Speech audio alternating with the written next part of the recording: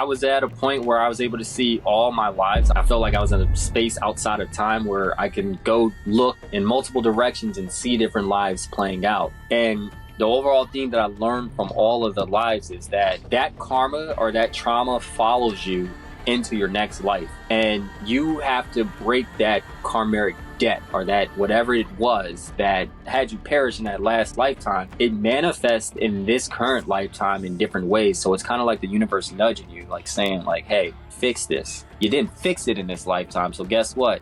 It follows you in your next one. You've got a new book coming out. And I remember when you were on the podcast first time with Bruno, you know, it was just a brewing and now it's done. And as someone who's done a book myself, I know how much fucking effort goes into a book, man. It's a lot more than people think. And yeah, I want to hear more about how you came to the conclusion this is what you want to write about, because I know there's so many things that you have expertise on. And yeah, what that process was like for you. Well, and thank you for your help with just the inspiration for it, because I really want to just throw that out there. Nick is the reason I wrote a book. I saw he wrote a book and I was like, I have so many notes that I can include on a book, and it's just a matter of finding what it was. And I think that Walter Russell experience is what sparked it as well. And guess what? That Shenandoah, what was it? Shenandoah?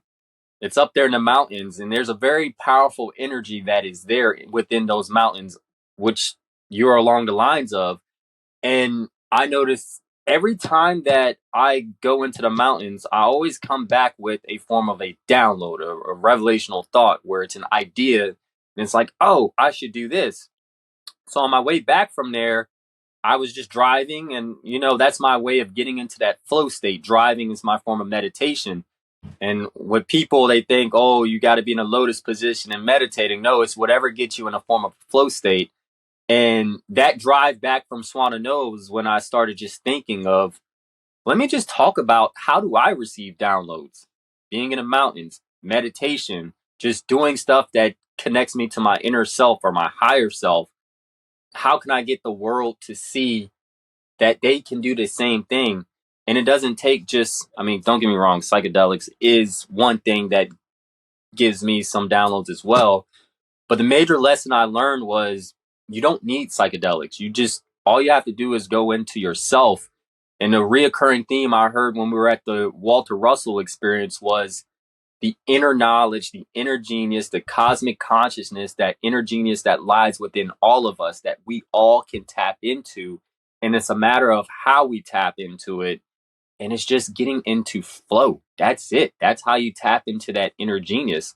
So that was really the inspiration for the book. Is just, for those of you who don't know, How to Listen to the Universe Ether downloads will be available November 11th. It'll be out by the time this podcast comes out. Right. Mm-hmm. So it's very interesting because I wanted to release it during September, but the editing and all that just wasn't playing out how it was supposed to. And there's a lot of numerology references in the book, and 11 is a very spiritual number, very divine number. And I got a little backstory I haven't shared, and I haven't really made a video about yet, but it pertains to number 11 and how I take my job. You know, I'm required to do therapy for what we went through in the summer. So my job requires me to do therapy. But through that, I'm seeing the lessons and why everything and everyone is playing their parts, because this therapist, she's not just a Western medicine type of therapist where she just focuses on, oh, this is just, you know, this, that, and the other. She did a dream interpretation. So she asked me about one of my dreams, and we started off about dreams, and now I'm talking about dreams again. And I had a dream. She said that she went on a cruise. We didn't have a session for 2 weeks because she was on a cruise talking about dream interpretation, and the water was very rough. And the night before our therapy session, I had a dream about being on a cruise ship, and it was sinking. And it was sinking, and it was pitch black, and it was Anastasia and I. And Anastasia went on the lifeboat And then I fell off the lifeboat and I'm floating away from the ship. I'm going further and further away. And she was just like, so what traumatic happened in your life that dealt with water? I was like, well, when I was at the age of 11, I was caught in a rip current and it just took me out to sea far, far from the shore.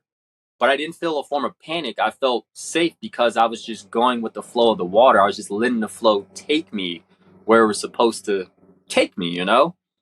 And as the path of least resistance allowed me to come back, I mean, swimming to the side, I was on my boogie board. So I felt safe and comfortable. And in that dream, I was on a piece of debris on a boat that drifted out the water and took me away from the lifeboat. And then she said, so where was Anastasia? For those who don't know, Anastasia is my life partner. She was on a lifeboat and she was like, okay, now what? And I thought to myself, she's probably freaking out and thinking like, oh, she's not going to be able to find me. But Anastasia is a life path number 11. And I said, I can promise you, she would be on lifeboat number 11 because I didn't know what lifeboat she was on, but I knew that for some reason she would be on lifeboat number 11. So I was like, I just trust that I'm gonna find her on lifeboat 11, and I'm just gonna let the flow of, like, I was starting to get back to the boat, the path of least resistance. And she said, when you think of Anastasia, what comes to mind? I said, intuition. That's the first thing that came to my mind. And 11 is a very intuitive number. So it's very interesting that we had this session and we, the book is being released on the 11th, and our last session will be our 11th session. And she said that water is very comforting. So that was like a form of comfort zone. That ship represented a transition in your life that's coming to an end. And remember what we talked about in the summertime, there's possibility that my job with the fire department is coming to the end, because I reflected also of how the crew was in all this organized chaos. The crew, while the ship was sinking, handled it like a pro. They were very organized in this organized chaos, guiding everyone to the lifeboats. But I don't know what happened to the crew. Like, I just know that somehow we all ended up on lifeboats and I ended up off. But I saw that ship, and she said that ship represents a form of a transition that you are going through.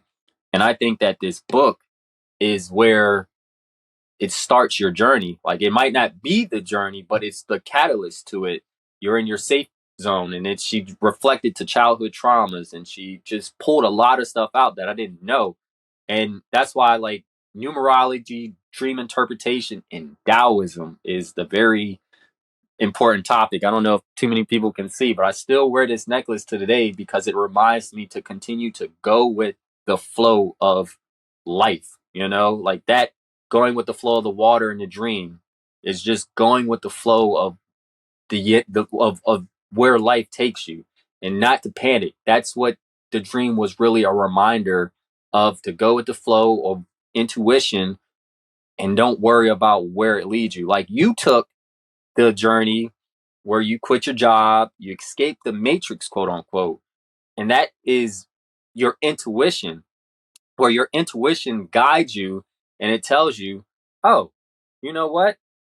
I'm going to give you this little piece of the puzzle and you're going to fill the rest of it. It's going to be okay. But you just go with the flow. Like, your ego's probably saying, no, no, no, your ego's in that panic survival mode. But then when you trust your intuition just guides you and it gives you that little piece of the puzzle. Then the next thing you know, you're making more connections. Now you're going to Egypt. Like, you know, like, bro, did you realize your life would be this way 3 years ago? I had an idea it would be something similar to this, but I think that's because I did a lot of intentional work around what it is that my vision was and cultivating it. But I'm still kind of blown away with some things that happened for sure. No, that's just you realize everybody is playing their part. Like, it was definitely meant for me to meet you. It was definitely meant for me to you, Bruno, and I to meet because I see big things coming for all of us. You know, like that's I still feel that we may have our own projects here and there, but I feel internally there are big things happening in the near future, and it's just we have to do the work right now to get to that next step. You know, that's all it is. It's just we're doing the work to get to where we need to be.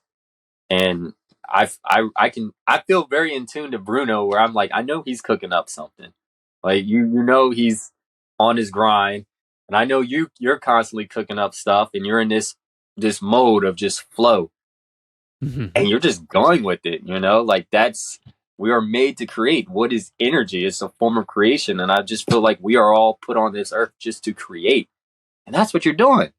We're both doing. We're creating this content and just trying to shift the collective of humanity. And I think we're doing a pretty good job. Mm-hmm. Yeah. Well, a couple things. For those that don't know, Bruno, we're talking about, he goes by Indigo Bruno online. And we did a 3-person podcast a while ago. We were all together and we really hit it off. And so that's the Bruno we're talking about. And secondly, the way that we're moving through the world seems to be impacting people because people are definitely drawn to our content. I mean, your stuff has just taken off, man. I'm watching you just absolutely succeed in the online space, and not as though following and viewing is the only measurement of success as an artist, but I think when we're really touching people and they're letting us know, it's kind of a sign that what we're doing is reaching part of what we feel the purpose is, which is, from what you're saying, the purpose is to shift the collective and to help people to understand the nature of reality. So you're doing that at a high level now. I mean, yeah, your Instagram has popped off and your TikTok has always popped off from the beginning. So, how does that feel? Seeing that while you're writing the book, because I know there was a time period where you were like, I'm just gonna do the book, and then you're you're popping off these little skits, and they're just they're just taking off. I remember, like I said, my roots was originally in skits, and I just felt like I wanted to get back to that. And that's why I say we are all meant to create because I have experiences from different downloads that I just want to share. And this is just, I feel like I've been gifted the opportunity to share it on this grand stage, and it's great to see that people are. It is very fulfilling to see that people are seeing the message. You know, like for example, you're you and Jen did a podcast. She goes by JK Ultra. For those of you who don't know, you guys did a podcast that pretty much what hit the nail on the head. Like I was like, what is that missing piece for this? The last skit that I did about the escapism, where you guys talked about how everybody's waiting for this external savior to come save them, whether it's the Galactic Federation or whatever, or if it's Jesus. It's some form of escapism, but it's like we don't have the balance, hence the yin and yang coming into play where we need balance. Like we don't need an external savior. We just need to love one another because what is love? Is that frequency that, Christ to get to Christ consciousness, you have to go through the heart. And love is one of those high frequencies that raises your vibration. And I think that is what the world is lacking. What you said yesterday, we're looking for love and we're in lust. Like mankind is in this form of greed where we're very conquered. We're like, oh, I want this land. This is my land. This is this. It's like why, that's lust. That's that greed. So the frequency of the planet, in my opinion, I know it's in that lower vibration, that lower state, but it is rising, and that's through. I don't try to do political content, but I think when I did the one on Israel and Palestine, that was kind of the more dicey one. But I just wanted people to see the bigger picture that there are two sides that are putting us against each other, and they're lowering our vibration collectively. But when we see through that, that's when we raise our vibration. That's when we see that, oh, these two sides are putting me against. Anastasia was watching a documentary where the guy was like, I think it was about gays in the military, and the line that really hit hard was, I can get a ribbon or medal of honor for killing a man, but I can get kicked out for loving a man. And I get like that is, that's how the mindset was back then. But I looked deeper than that. I was like, the world lacks love, and they're banning a man from loving another man or just love in general. Like, you can't, I don't want to fight against I don't want to fight for my country, so I get put in jail because I love people so much. So I don't want to kill another man. I don't want to hurt another person.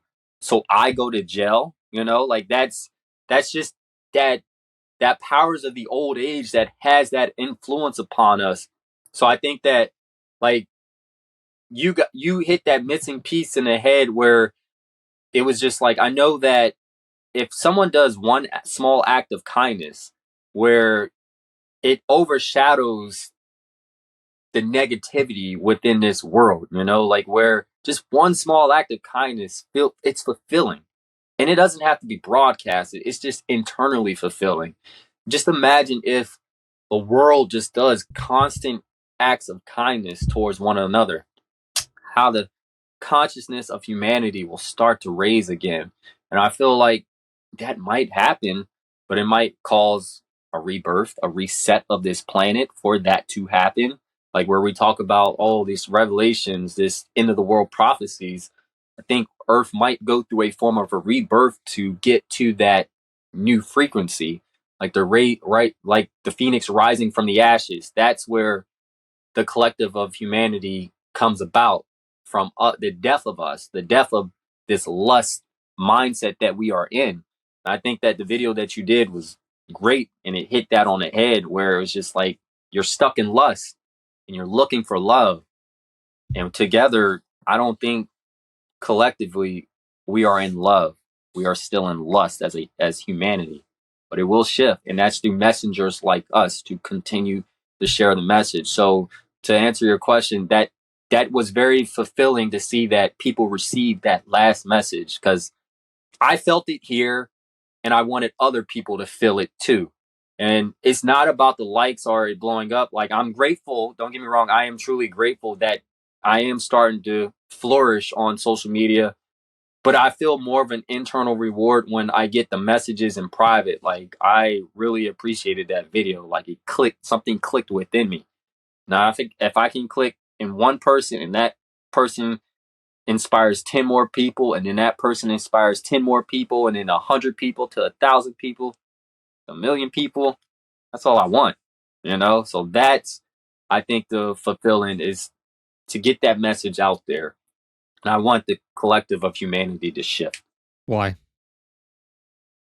because I just feel like that's what my divine purpose is. Like, I feel like we've been placed on this planet to shift the collective. And I think we're fulfilling that. And I think that's the soul being fulfilled. I'm fulfilled that way because I know that we found this is our time. Like the old age, it was not our time. We couldn't share what we were sharing. We've been crucified. Like that's, I'm looking, I don't know. I went off, I think the other few weeks ago, I was looking at the royals because I was trying to understand the monarchy, and I was looking at, I think it was, who was it? King Henry, the eighth or the seventh, whatever one, but the one that had a lot of wives. And I know how Anne Boleyn influenced him to kick out the Catholic Church, to kick out that influence of the church, because they were literally persecuting people for religion.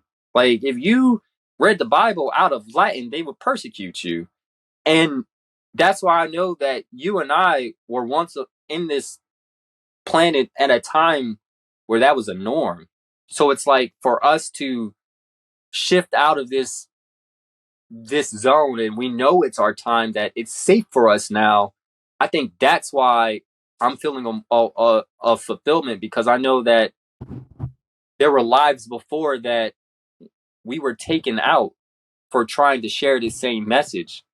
But now that it is time to share the message, now this time has come, and here we are. So I think that's why it's fulfilling that we're shifting it.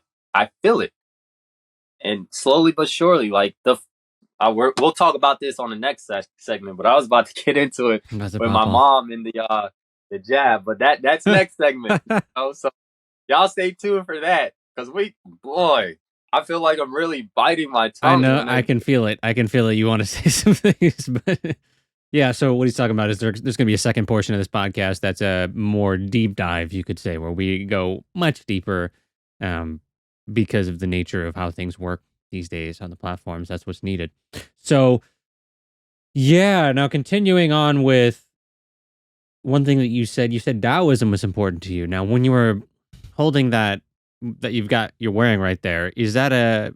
Can you tell me what that is for those that are This listening? is my so um this is my yin and yang necklace. Funny thing, speaking of Anastasia, her and I kind of we celebrated our anniversary in Cozumel, and I said my night. Give you a little backstory why Taoism is the yin and yang logo in general is very important to us because it's a sign from the universe whenever we see the yin and yang logo. We know if a yin and yang logo pops up, whatever we're doing that night, it's meant for us to do. That's the universe way of saying you're on the right track. So a little further backstory, her and I were at a Drew Hill concert, and this guy, he was wearing a yin and yang hoodie. He cut us off in line, and he was he was belligerently drunk. And he's just like, I'm sorry. And we were annoyed at first. And then later on that night, he came back to us and he had little tiny yin and yang logos in his hoodie. And Anastasia was like, look at his hoodie. I'm like, oh wow, it's yin and yang. And he turned around and he said, look, I don't know what's telling me to tell you guys this, but whatever you guys are doing, don't stop doing it. Keep doing what you're doing because you're on the right track. And I was mind blown because I was like, holy cow, that's our sign. That's literally our sign telling us what we're doing is right.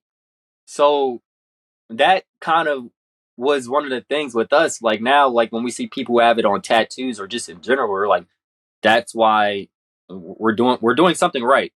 So when we went to Mexico, I said, it's our anniversary and we haven't seen a yin and yang yet. Like, so what's up? Right? So we're going, I found this nice dinner, this restaurant, and on en route to the restaurant, I came across this necklace. I was like, well, I gotta have this. And I've been wearing it ever since that day. And that was also around the same time that I was finishing up the last chapter of the book, where it ironically chapter 11's a big theme, but it was chapter 11 which is on flowing with the universe and on Taoism. And through that hiatus of writing the book, we went to Gatlinburg, Mexico, Tulum, and there was an interesting story in Mexico that like reinforced the going with the flow because we were floating down this river where we were water tubing, and we said today's just gonna be one of those days where we make no plans, we just go with the flow, right?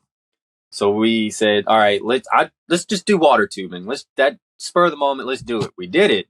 And I remember there was this one woman, and we're floating down the river, and this one woman just keeps hitting the side, and she's like, I don't know what's happening. I keep hitting the sides of the water. I'm not just going with the current.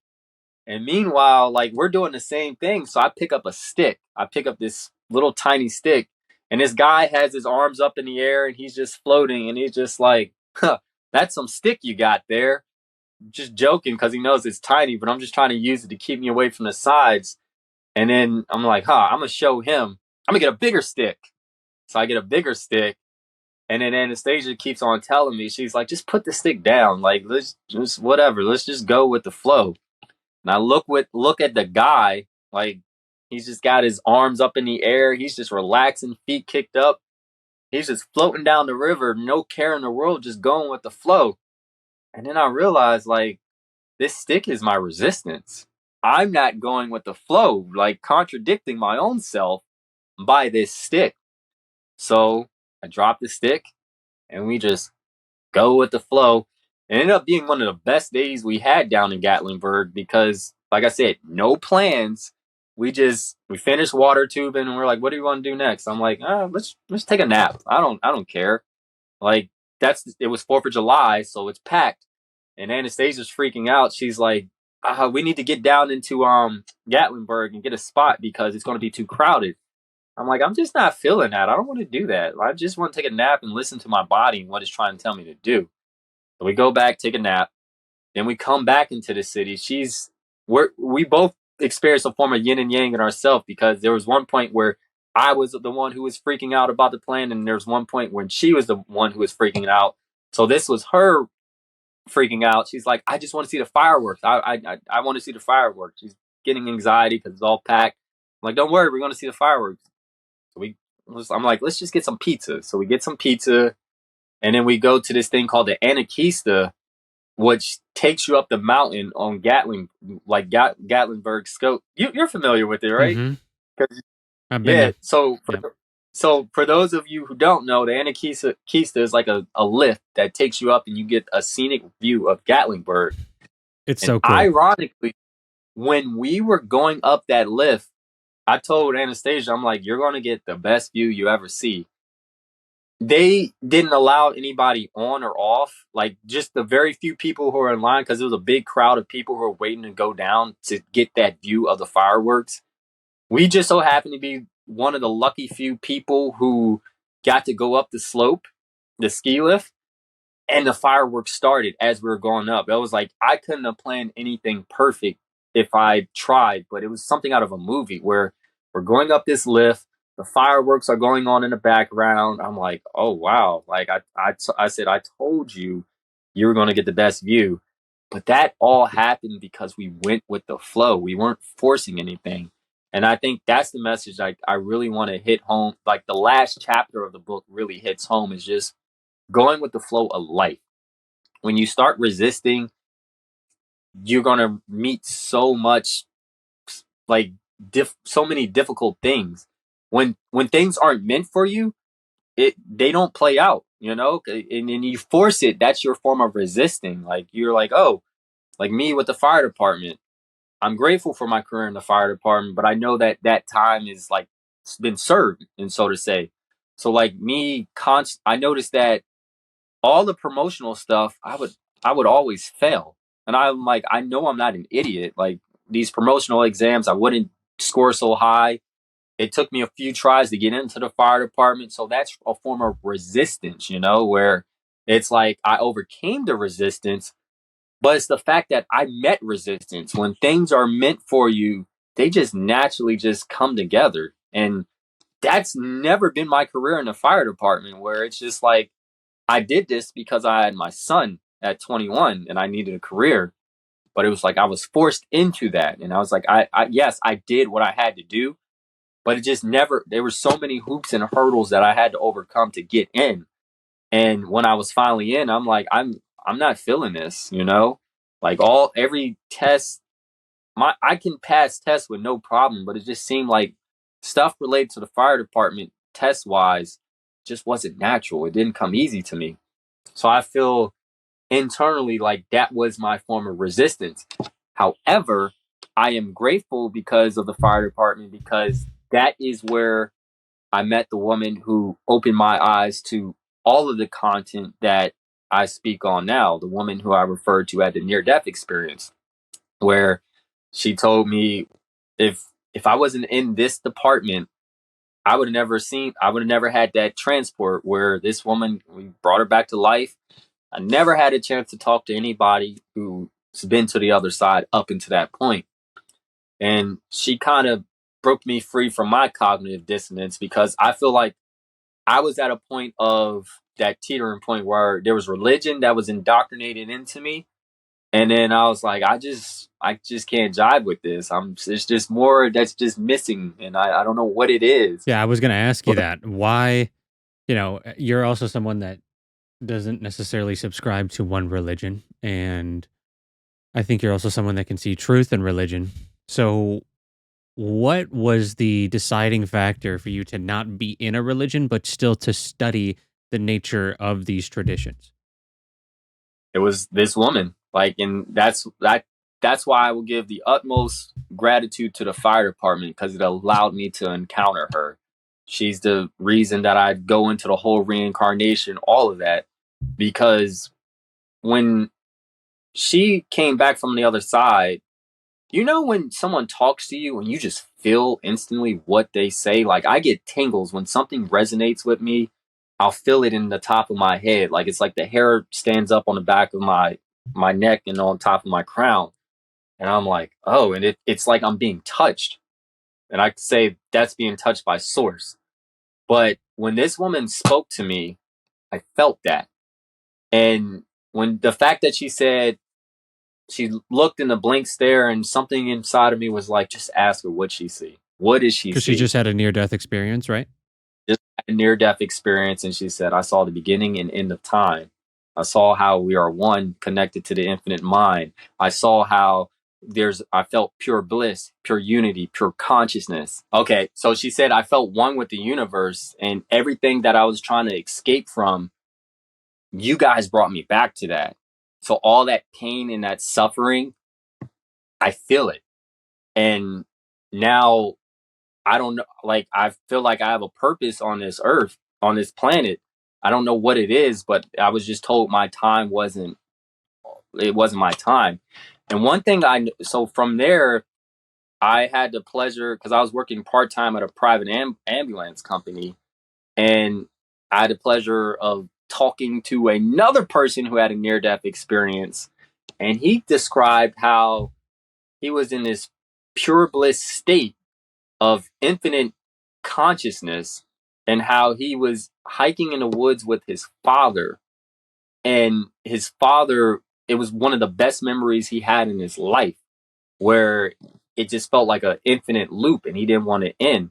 And he said his father wasn't talking to him how you and I are talking, it was all telepathic. And that's the reoccurring theme that I see when it comes to people who describe these near death experiences, and they describe these higher beings, how they communicate telepathically, and they look like a form of something that their mind resonates with, something that their mind's comfortable with seeing. So, like this guy's vision of his father. So, from there, I just started seeing this reoccurring pattern that these souls don't necessarily get internal suffering, you know? Except, and then ironically, a few weeks after that, I had a guy who experienced a form of hell. He said he was reliving one of the most worst moments of his life over and over again. But the lesson that was needed to be taught was how his family was the most important to him. Like, that's what truly mattered. Like, so even though he is reliving one of the worst moments, the lesson that he received from this moment was family is important, and I need to give my little bit of time on this planet to them. And as he came back from his near death experience, it was his family who was at his hospital side. And that's when it like solidified what he was meant to experience. So I think after interviewing multiple people who had near death experiences, and I start coming across books like Journey of Souls, I start to see that there is a missing piece that religion is just not fulfilling. You know, like, well, the religion, I'm not going to say religion, the religion that I was taught, you know, like where Which was what? I was raised Christian. So Okay. it was just, you you love Jesus, you accept him, you get into heaven. And I'm like, that there's more to that. There's a lot more to that. I don't so I'm like, so I could be a serial killer and kill, but I accept Jesus. So all these prisoners, they go to heaven. So I was like, okay.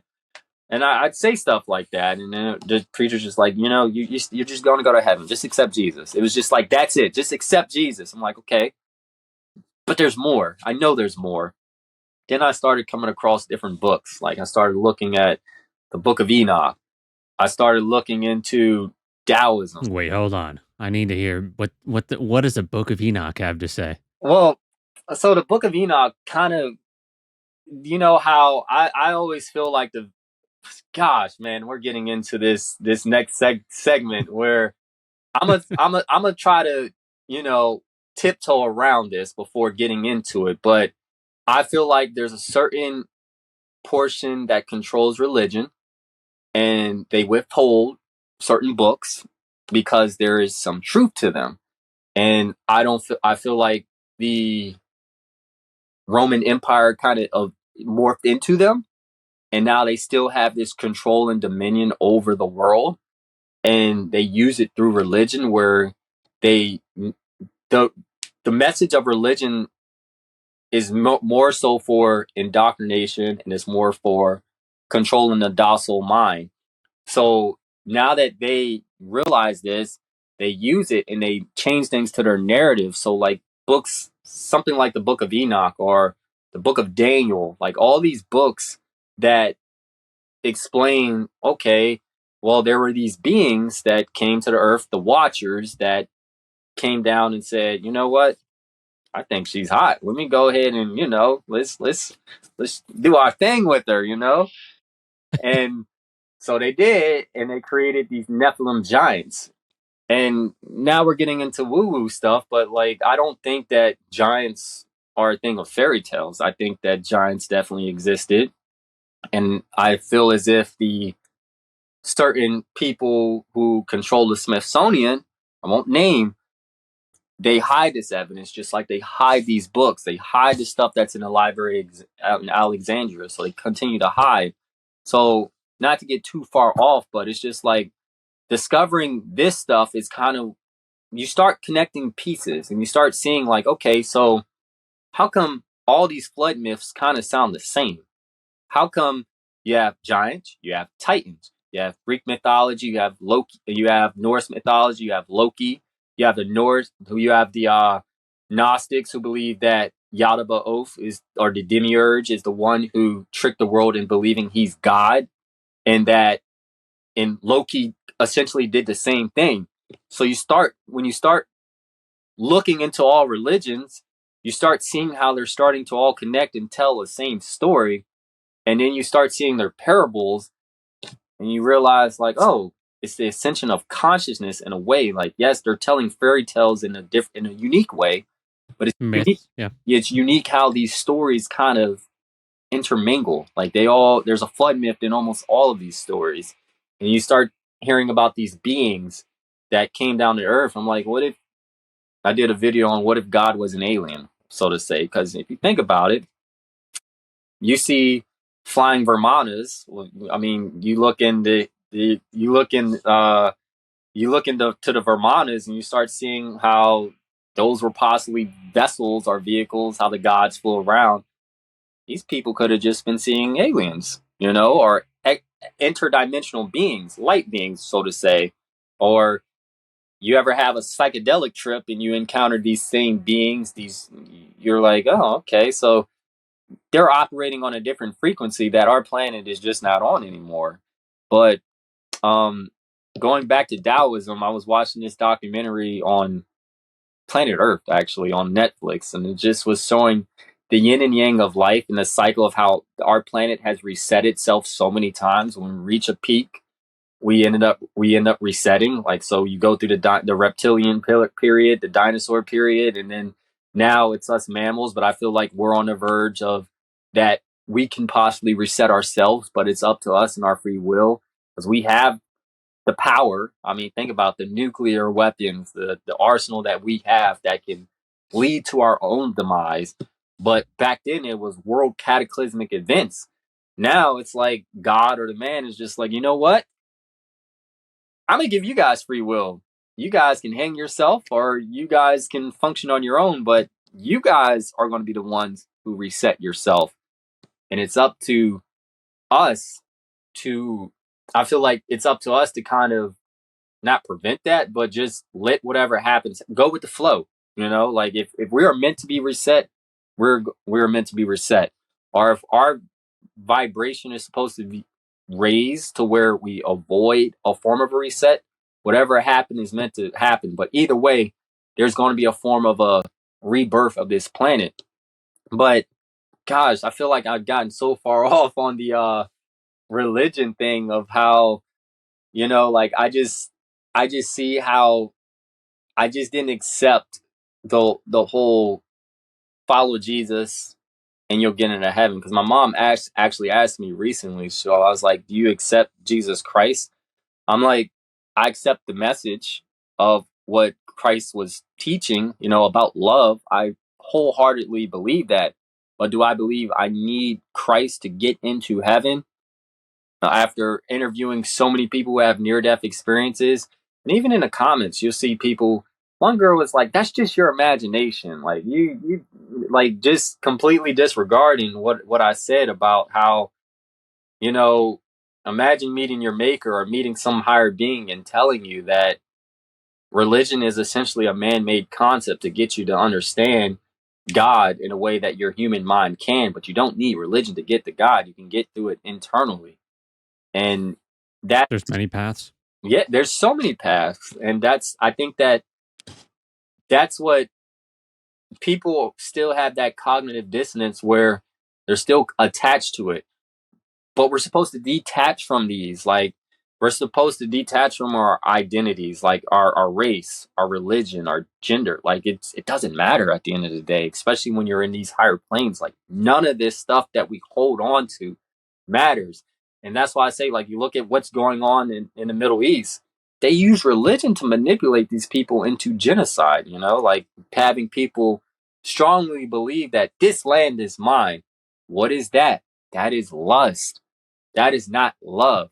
Because if you love one another, you're not going to sit there and accept the fact that I am killing thousands of people over the justification that this land belongs to me. So they use religion to manipulate these people. And religion, I have no problem with religion. I love learning about religion because I see how they all connect. But I see how it's also a weapon, and how people who are still caught in this indoctrination are the reason that our planet is stuck into this lower frequency, because we're still attaching to an identity. Like, you got the people are like, oh, I'm black, and they hold on to this. I'm black and I'm proud. Or you got the people who are like, I'm a proud Jew or I'm a proud Muslim. It's none of that. It's good to like accept your heritage and whatnot, but don't let that be your identity. Like, that shouldn't be your identity. Like, if you ask me who I am Marco. I am me. That's it. I'm internally fulfilled to just say I am me. I'm not this firefighter. I'm not this social media guru. I'm not this whatever. I'm just me. I'm just happy to be here to live life. So do you think that it's better to have religion or have no religion if you had to choose? If there was either religion or no religion, what's the better path? I'm Or what's the path you'd like? I'm going I don't know how to word that. I'm going through this thing with my kids. It's funny you said that because I just did a skit with them. I don't like putting they're wanting to they I just realized my son's been watching my skits and he wanted to be a part of it, and I was like, all right, I'll include you in one of them. But when it comes to them, it's I kind of lean along the lines of, you can lead a horse to the water, but you can't force him to drink it. So I will never impose my thoughts of what I've learned over the years when it comes to religion onto them. Like, their mom, her and I are night and day. Like, their mom is one of the people who's like, you're going to go to church, you're going to do this, and you're going to learn from there. I think, honestly, like, you don't need religion. Like, just be a good human, like, just be, love one another. Just that's it. Like, you don't need religion to tell you to, like, love someone. Just be you. And I see that my son's watching my videos, and it's like, I feel like the fact that he's 11 years old and he's low key taking interest in my videos, that's him making his own decision. And that's what I want people to do. I don't want them to have that choice. It's good. Like, you could be educated on religion. Don't get me wrong. Like, you want to go off, like, I admire anyone who goes off and studies more into theology because they want to learn more. But I don't think you necessarily need it. Like, Hmm. it's something that is manipulated for us. And, Hmm. and So would you consider Taoism a religion? No, it's not a religion. I mean, there are sanctions, some portions of it, they branched off into a form of religion, but I just believe it's a philosophy, like, it's more of Okay. it's So what's the difference? like between religion and philosophy, like that. Yeah, like what do you consider to be? religion when you're talking about it, so I can understand what you mean. Worshiping a pantheon or whatnot, like, okay, this is my God, I worship him, I bow down to him, hallelujah, praise him. That's religion. Like, I'm worshiping this person. um but who was the Egyptian king? I mean, technically, Akhenaten, he made the religion. I can't think of it, but just sun worship. Like, any form of worship is a religion. Like, so if you don't worship anything, and that's not religion. Like, I don't worship the yin and yang logo. I wear it because it means a lot to me, and I think that's the difference. Like, some people wear the cross because it's their religion. It's Jesus. It reminds he died for our sins. But you ask me why I wear this, it has more sentimental value. Like, if I lose this, I'd feel like I'd be lost. Like that. That's how much sentimental value. Like, it'll ruin my day because this means so much to me because of everything that I said earlier. So, like, you have people that they'll lose a cross that's very expensive and they'll be pissed off because of the monumental value of it. But I mean, maybe, and I can't just generalize because some people could be gifted a cross from their loved one, and it means something to that extent. But I think, like, if you're wearing something or you're worshiping something because it's religious and it means something to you because you're associating with that identity, that's the difference. Like, I will never worship this. It means a lot to me because of what it represents. So, but I'm not bowing down to the yin and yang logo. And I think that's the difference.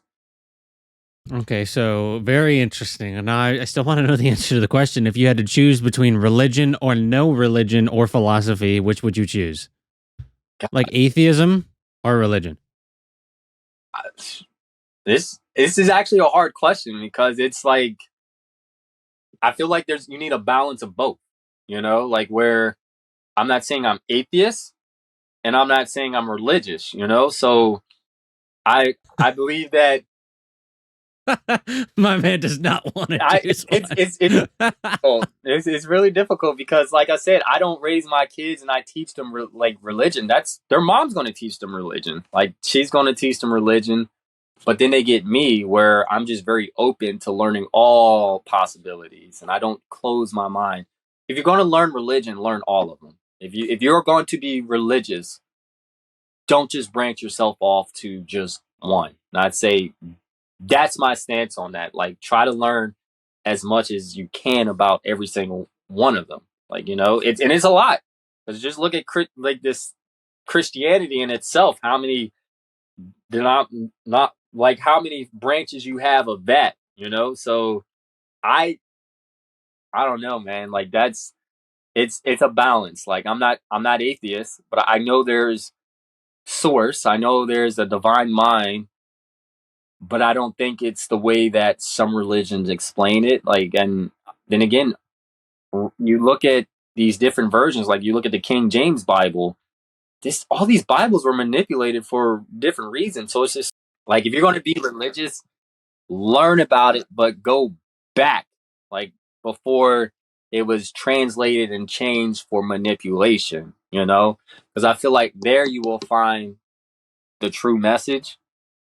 But I can't say I personally enjoy learning about religion, but I'm not religious. So I guess that's why this question is hard for me to answer, because I'm not religious anymore, but I enjoy learning about them. You know, I say I want like, I believe everything is one. We are all energy. We're all connected, and if that's religious, then I guess that's my extent on religion.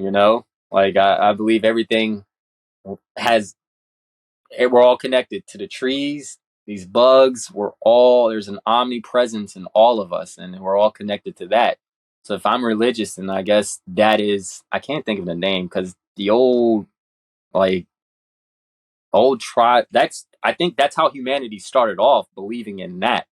Where you look at natives and how they look at their spirituality, they essentially worship the planet in a way where, and that's a form of religion. If you worship something, then it is a form of religion. But they are grateful what Mother Earth provides us. It provides us with the trees, which gives us oxygen. It provides us with the sun, which feeds the trees, which helps us obtain food. So it's just like if I'm gonna be religious, I would say that I just worship life. You know, Very interesting. So there's a quote by Russell Brand that said, "We're a species that worship, and if you don't worship a god, then you worship yourself." What are your thoughts on that quote? you don't worship a god, you worship yourself. I mean, I Because think, everybody worships something, whether or not they realize it, or they worship materiality. I may have scuffed it a little bit, but it's very close to that. yeah. I mean, think about it. If you view yourself in a form of the divine, like an extension of the divine, then yeah, you worship yourself. You are still worshiping a form of a god because you're still connected to source in a way.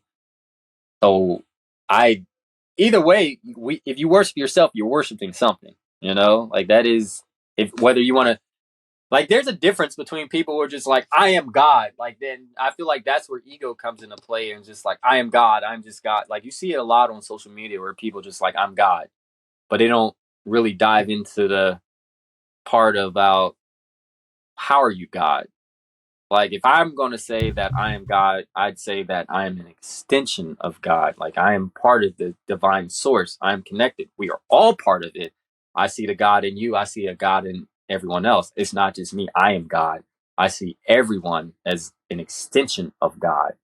And I think that's the difference where if I'm going to be religious, I see the divine energy within everybody, no matter the bad that you do. Because I don't think that people who do bad, like, I think that's part of the flesh. It's not the soul.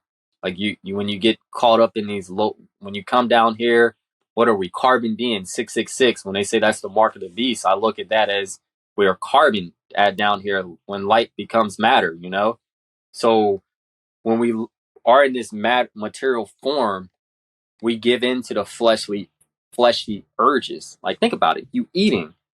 When you're in the spirit world, like when you're etherically traveling, you don't care about food. You don't care about any of that other stuff.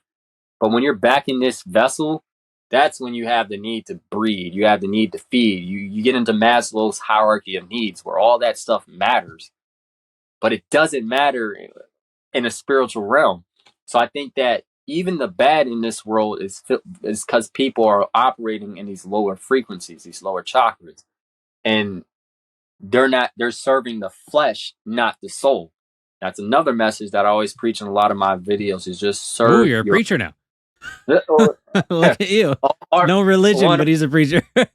I'm not religious, but yeah, I know that I just harp on serving the soul, not the flesh, because when you serve your flesh, that is when we get caught up in the lust, and that is where the world is. We're full of beings who are serving the flesh. So, yes, I worship myself in a way of I know that I'm an extension of the divine, you know? hmm Yeah. So moving a little bit back to the would you choose religion or no religion question. I'm not going to ask you again. I'm just going to comment because I feel like this is how I would. So if you were to ask me, would you rather be in a religion or choose a religious viewpoint or atheism? I would say religious all day. And the reason why is because when you look at atheism, they're still worshiping, but they usually end up worshiping themselves in a narcissistic way, or they end up worshiping the thing that provides for them, which is usually some form of structure, some sort of hierarchical structure, whether that be an Right. institution or a state or a government. And so when you take out any form of higher intelligence, it seems as though humans tend to move into more of a perspective of I'm still going to worship something that I feel is higher than me that will let me relax while I get taken care of. And what we find out is that if we don't genuinely connect to that higher intelligence through our own means, through our own by going within, then we end up in a state where we're waiting to be provided for by a false god. And that's when I look at scriptures that talk about false idols. I think that's it. And that's, I think, one thing they did well in the Bible is talk about the Most High to a certain respect. I think It used to be much more than it was before the Council of Nicaea and things like this, which put the focus more on Jesus than it was the Most High. So if you were to ask me what are the most accurate religions, I would say if you consider Buddhism a religion, I don't really consider I don't think Buddhism, Taoism are religions. I think they're more paths to self-realization. If you consider Hinduism a religion, I would say it's the most accurate. If you don't, then I would say Islam is the most accurate because Islam is the one that talks about the Most High, the Right. uncomprehensible. And if there's anything that you're going to worship, it should be the highest level of that, in my opinion. You know what's interesting? I would agree with you about Islam because I also saw how Napoleon, when he was banished to one of the islands, he started learning about Islam, and he came to the conclusion that that is one of the most accurate religions because of what you just said. It worships the Most High.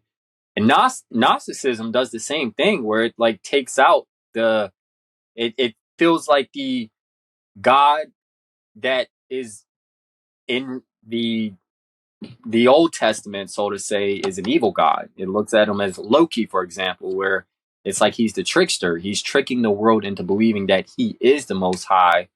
But Gnosticism worships the divine pleroma, and it shows that there's emanations of God that are extended. Like you got the Barbelo, and then you have Jesus, who was sent from the Most High to show people how to escape this materialistic prison that we are in.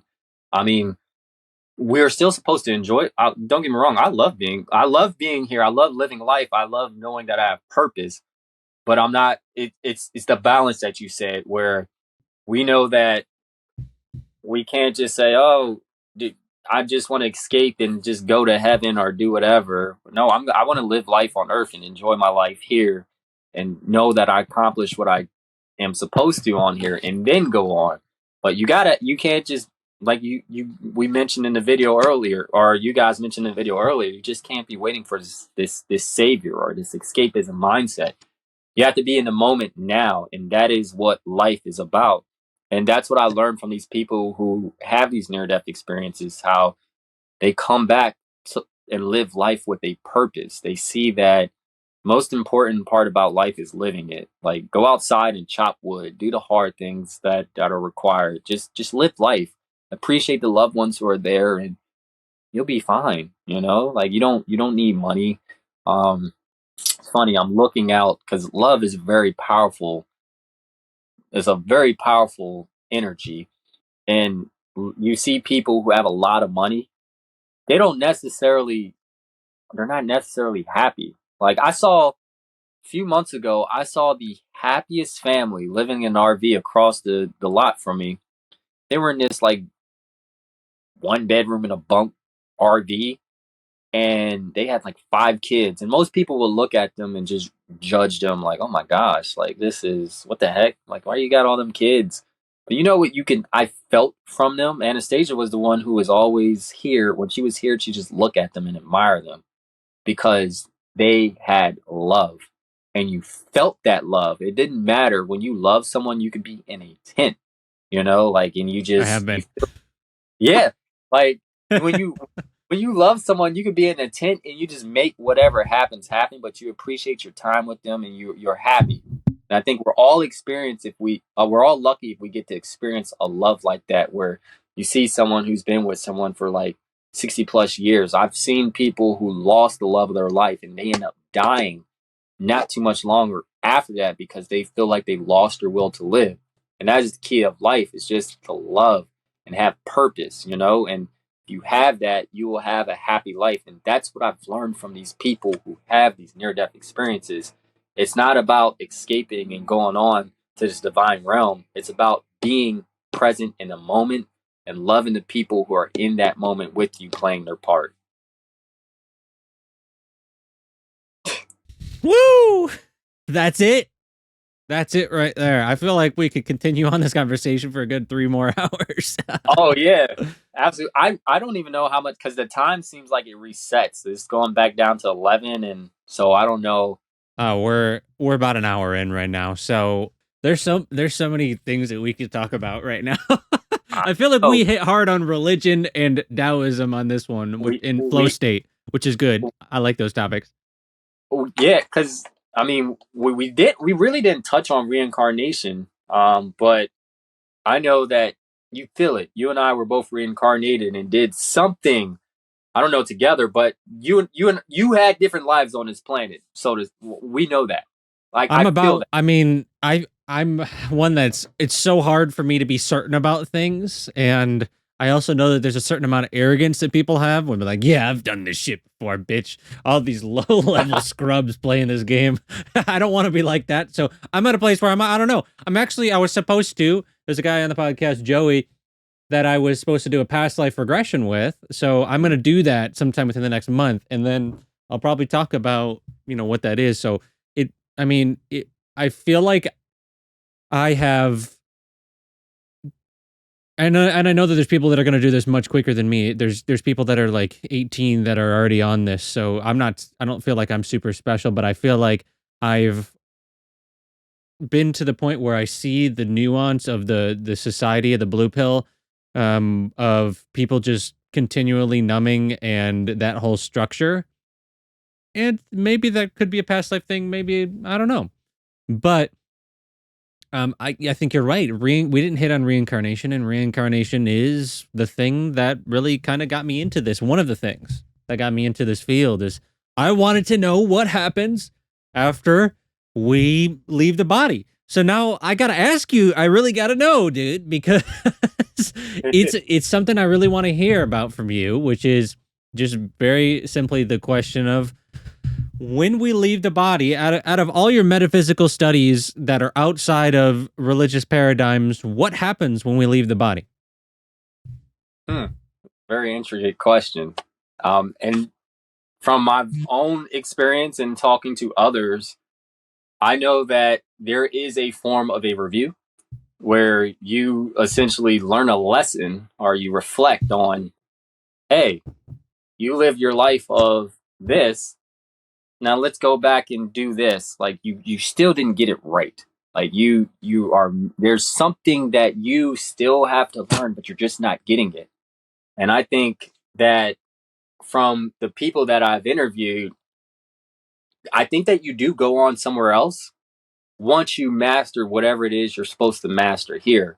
And from my own experience with my own past life regression, the overall theme that I've learned that when I come back, it's because I get into it a little bit more in the book. I don't like one of the topics. It's remember how I said when you feel something here, you just feel like that happened. So like I was at a point where I was able to see all my lives. I was able to stand in one point and just I felt like I was in a space outside of time where I can go look in multiple directions and see different lives playing out. And the overall theme that I learned from all of the lives is that karma or that trauma follows you into your next life. And you have to break that karmic debt or that whatever it was that you that had you perish in that last lifetime. It manifests in this current lifetime in different ways. So it's kind of like the universe nudging you, like saying, like, hey, fix this. You didn't fix it in this lifetime. So guess what? It follows you in your next one. So like let's just say hypothetically, like you had a brother who killed you in this lifetime and they come back as your son and you just feel this resentment for them and you're just like, I don't know where this resentment's coming from, but there's something to it. Like why? And then next thing you know, you realize that this brother killed you over money. So now like money is a trauma or a trigger in this lifetime for you, and you just can't get to you don't know why this is so bothersome for you, and then you finally get to the root of it and you see like, oh, I have to fix my trauma with my brother from a past life and then accept the money situation. And it's funny how when you fix those debts or those triggers, your money situation starts to flow better. Your relationship with that person becomes better. And that's just like one example of how certain stuff manifest into the next lifetime. So it's just like, yes, after you die, there, especially being a firefighter, being around death almost all the time and having the pleasure to talk to people who came back, I know that there's a form of a review. And when it is your time, it is your time. If it is not your time, you will come back and then you will share. Like most people who came back, they share their experience of my review was I met family members who I knew in this lifetime, or I was with people of my soul tribe, or those relatives, and they talked to me, but they didn't talk to me how you and I talk. It was just very telepathic. It was here. You felt it here and here when they'd speak. And a lot of them will tell you if it's your time, it's your time. So overall, I noticed that when you die, you meet people who you see like they could be past relatives, and they say, hey, it's not your time. Come here, go. Let's review this. Let's focus on what you need to improve on in this lifetime, where you can be better, and then go live your life. Like that's it. Like that's from what I've gathered. Like there is a form of uh reincarnation, and then there's a form of awareness of that you have to improve on certain aspects of your life. Like if you really meditate hard on yourself right now, like, and just think, if I were to ask you, like, what would be some aspects of your life you can improve on, in your honest opinion? It may not come to you right away, but if you harp on it long enough, your higher self will start to talk through you and say, this is what we can improve on, I already know. you know? Yeah. Like, so that's good. That's self-awareness. It's like, I think when people die, they come back with a better form of self-awareness, like literal, like you went internal to find yourself and you found it. And it's like, like, or they talk about this ego death that people experience with psychedelics, so to say.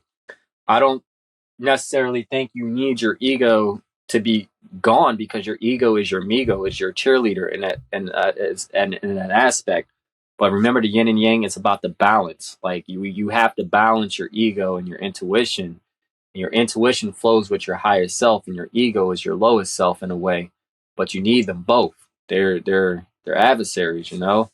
And people who come back with this form of a ego death, they come back with their ego in check, but their intuition is like here, where it's the one that's kind of ruling them at that point, where they're like, you know what?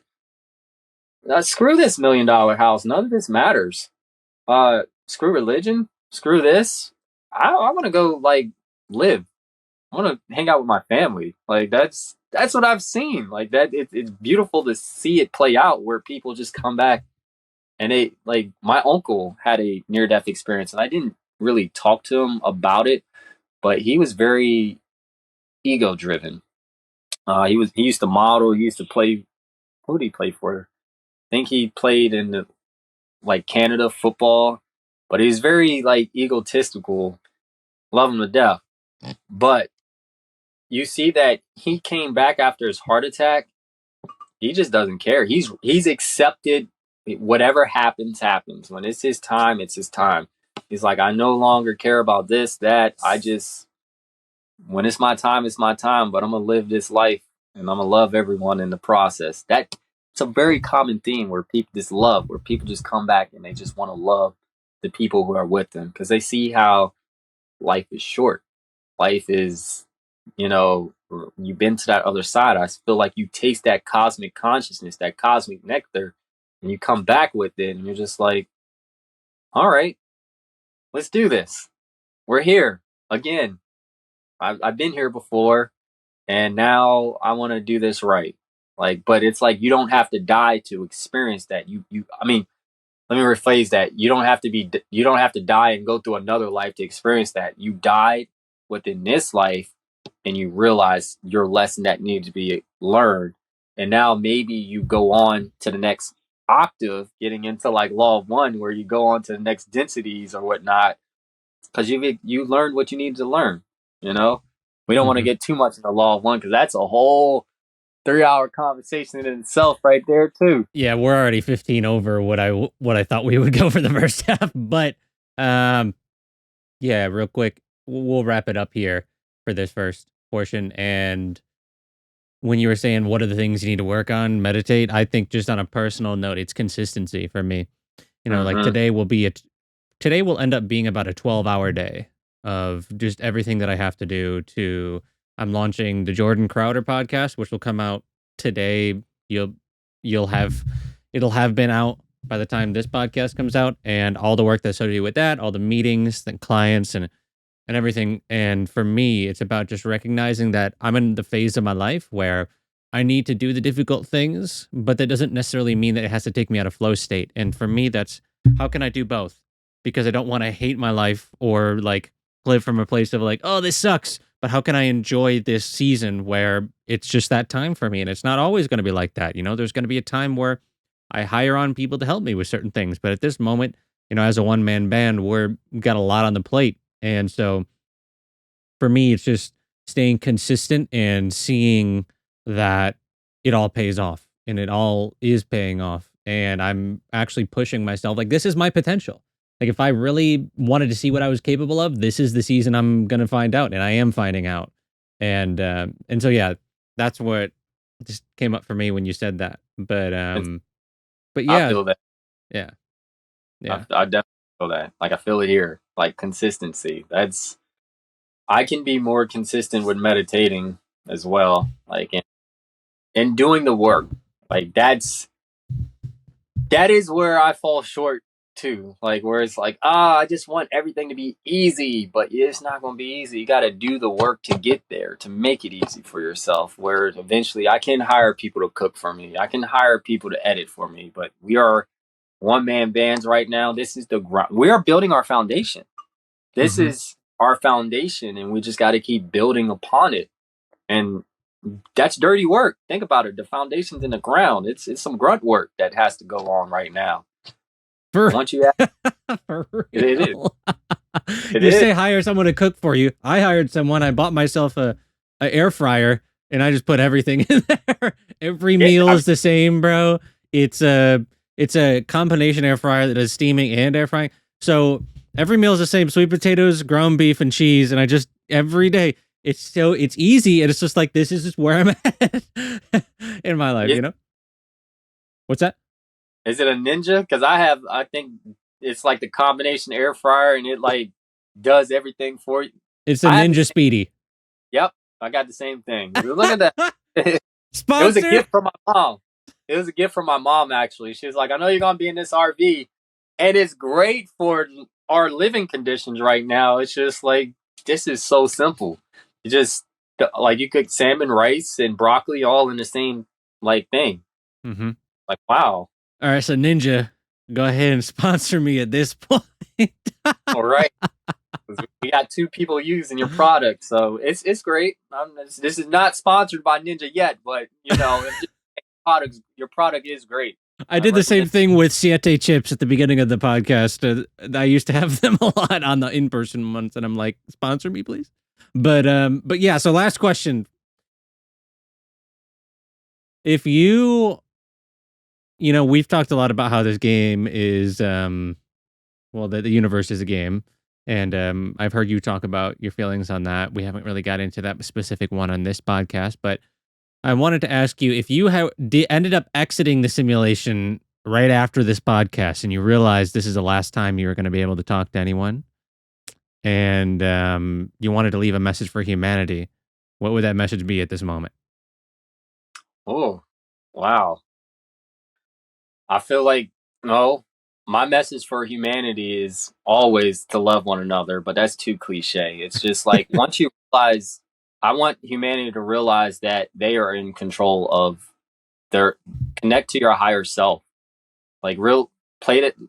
Think of you playing this video game, and we're playing this video game, and we're making this video game's character their lives better. Like if for my Grand Theft Auto players out there, like think about how we would go about making this character's life amazing. He's getting all this money, he's doing all these cool stuff, but you as the controller, you're the one who's doing this for him. But we are in this simulation and we could do this for ourselves if we just reach back and talk to the person who is controlling us. And that person that is controlling us is our higher self. And you want to connect to your higher self, start going inside yourself, meditate, do whatever gets you into that flow state to connect you to that higher self so you can maneuver through this realm how you want to. And that's it. And there it is. Boom. All right, great. That's a phenomenal place to leave it for that first half. So now we'll jump into the second half and we'll just kind of. All right, if you want to check out the exclusive second portion of this podcast, go check out the link in the description to the Patreon and you'll get instant access to it, where we go much, much deeper than we can go here. If you enjoyed this episode, subscribe, stick around. I think you'll like many more episodes we have just like this, and we'll see you in the next one. And until then, peace.